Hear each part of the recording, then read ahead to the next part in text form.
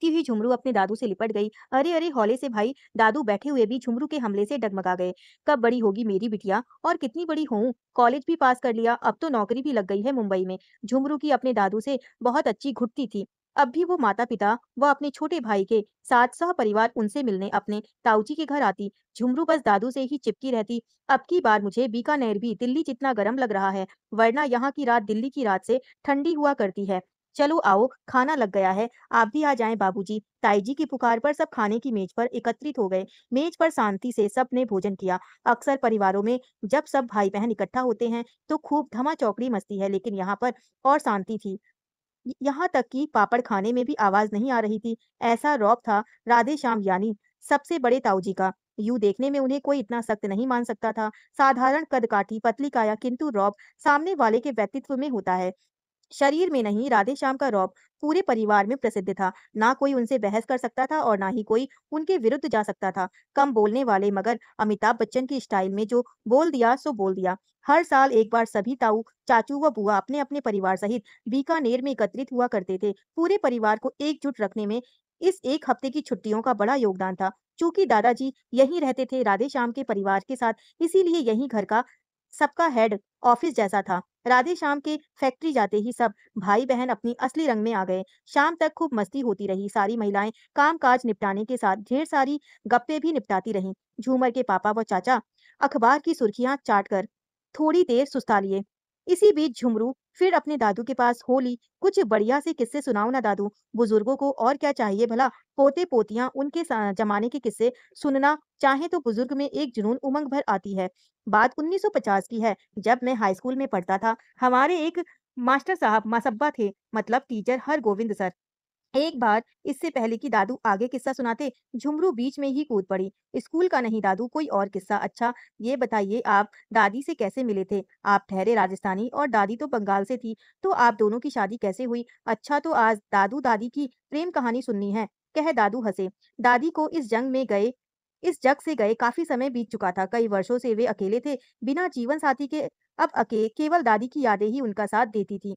पूर्ण प्रसन्नता से उन्होंने अपनी कहानी आरंभ की। बात 1957 की है। मैंने अपना नया-नया कारोबार शुरू किया था। बाजार से ब्याज पर 3500 रुपए उठाकर मैंने यहीं बीकानेर में बंधेज के कपड़ों का कारखाना शुरू किया था। लेकिन राजस्थान का काम, राजस्थान में कितना बिकता और मैं कितना मुआवजा कमा लेता और कितना मुनाफा कमा लेता। फिर मुझे बाजार से उठाया असल और सूद भी लौटाना था और अपने पैरों पर खड़ा भी होना था।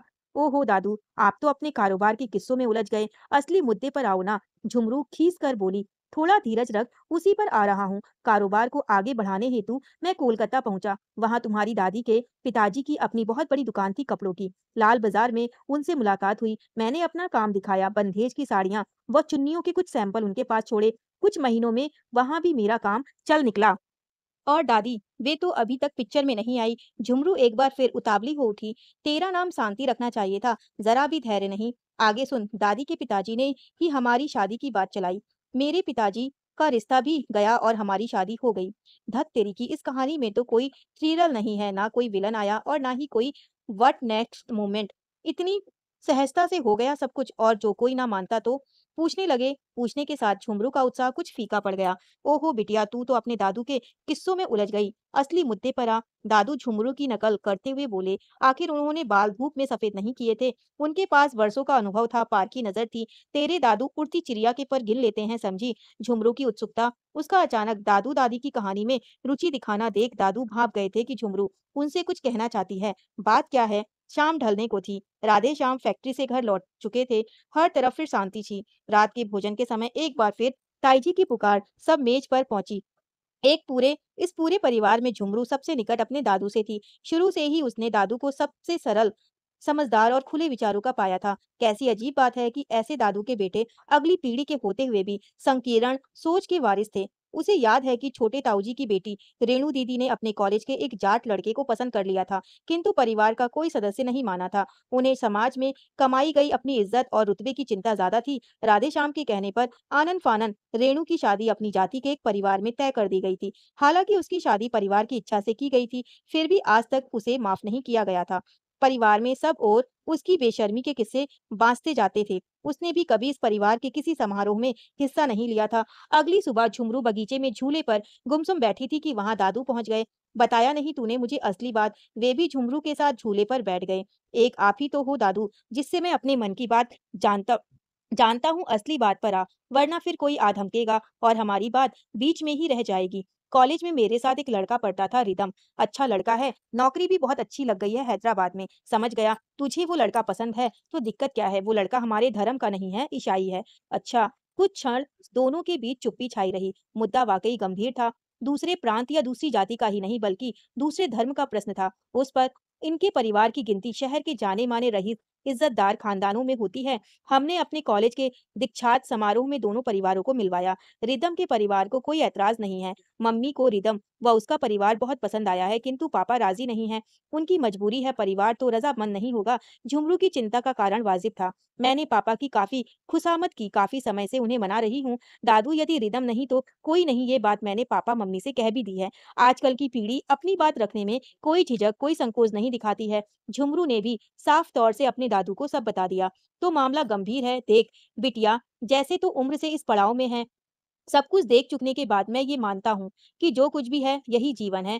इससे अच्छे से जियो, खुश रहो। बस यदि तुझे विश्वास है कि तू उस लड़के के साथ खुश रहेगी तो मैं दूंगा तेरा साथ, किंतु तुझे मेरी एक एक बात माननी होगी, एकदम चुप रहना होगा। दादू की बात मानकर झुमरू ने अपने होठ सिल लिए। उसे अपने दादू पर पूरा विश्वास था। दादू ने भी बिना समय गवाए अपने बेटे ब्रजलाल से इस विषय में बात की। ब्रजलाल अचरज में था कि पिताजी को ये बात किसने बता दी। मुझसे ये बात स्वयं झुमरू ने साझा की है।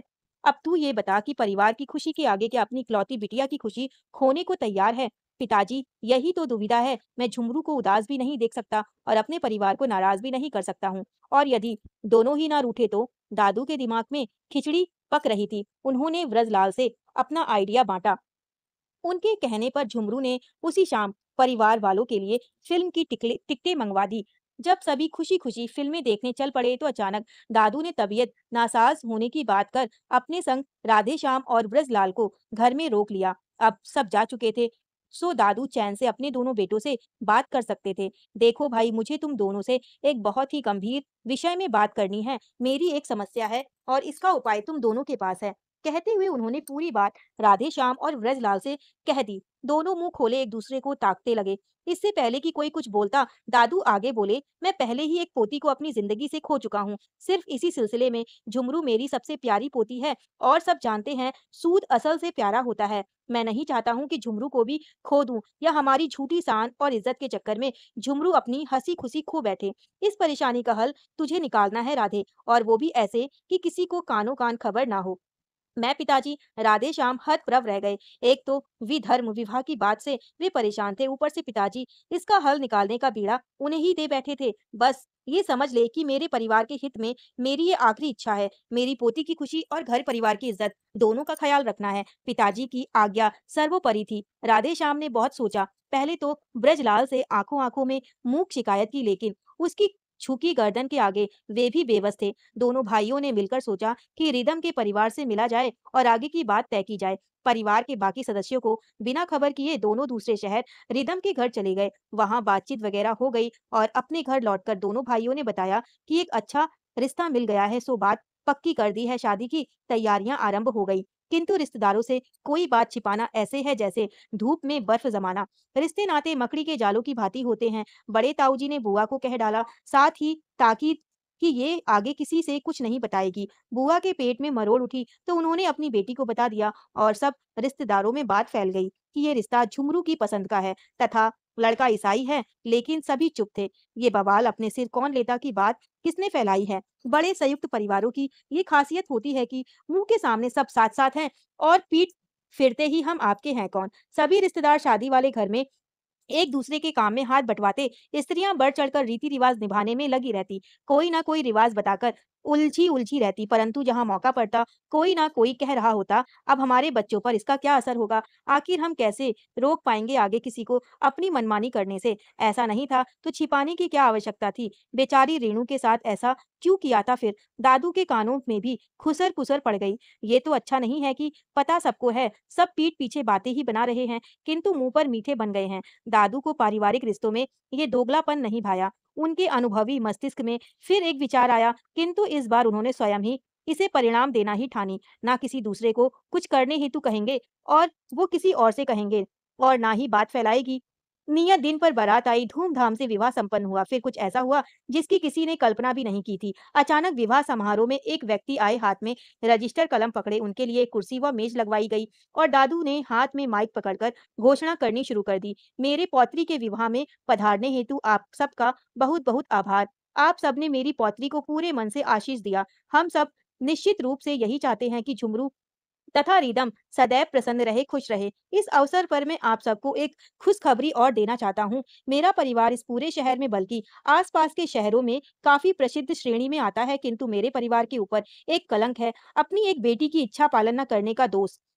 आज मैं वो कलंक धोना चाहता हूँ। हम कब तक अपनी मर्यादाओं के संकुचित दायरों में रहकर अपने ही बच्चों की खुशियों का गला घोंटते रहेंगे? जब हम अपने बच्चों को अच्छी शिक्षा-दीक्षा प्रदान करते हैं, तो उनके निर्णय को मान क्यों नहीं दे सकते? मेरी झुमरू ने एक ईसाई लड़के को चुना। हमें भी वो लड़का व उसका परिवार बहुत पसंद आया और सबसे अच्छी बात ये है कि ना तो झुमरू अपना धर्म बदलना चाहती है और ना ही रिदम। दोनों को अपने संस्कारों, अपने संस्कृतियों पर गर्व है। कितना सुदृढ़ होगा ये परिवार जिसमें 2-2 धर्मों, भिन्न संस्कृतियों का मेल होगा। लेकिन कानून ऐसी शादियां सिविल मैरिज कहलाती हैं, जिसके लिए आज यहाँ रजिस्ट्रार साहब को बुलाया गया है। दादू के इशारे पर झुमरू व रिदम दोनों रजिस्ट्रार के पास पहुंचे और दस्तखत कर अपने विवाह को कानूनी तौर पर साकार किया। इस प्रकार खुलेआम जारी बातें स्पष्ट रूप से कहने और स्वीकारने से रिश्तेदारों द्वारा बातों की लुक्का छिपी बंद हो गई तथा आगे आने वाले समय के लिए भी बात खुलने का डर या किसी प्रकार की शर्मिंदगी का प्रश्न समाप्त हो गया। दादू की दूरंदेशी और समझदारी ने न केवल झुमरू के निर्णय की इज्जत बनाई, बल्कि परिवार में भी एक रास्ता घोल दी। पूरे शहर में इस परिवार की एकता व हौसले के चर्चे होने लगे। विदाई के समय झुमरू सबके गले मिलकर रो रही थी, किंतु दादू के गले मिलते ही उन्होंने उसके कान में ऐसा क्या कह दिया कि भीगे गालों व नयनों के बावजूद वो अपनी हंसी नहीं रोक पाए। ये मियाँ बीबी राजी तो क्या करेगा रिश्तेदार दखलबाजी। आशा करती हूँ आपको ये कहानी अच्छी लगी होगी। ऐसी ही कहानी को जानने के लिए, सुनने के लिए हमारे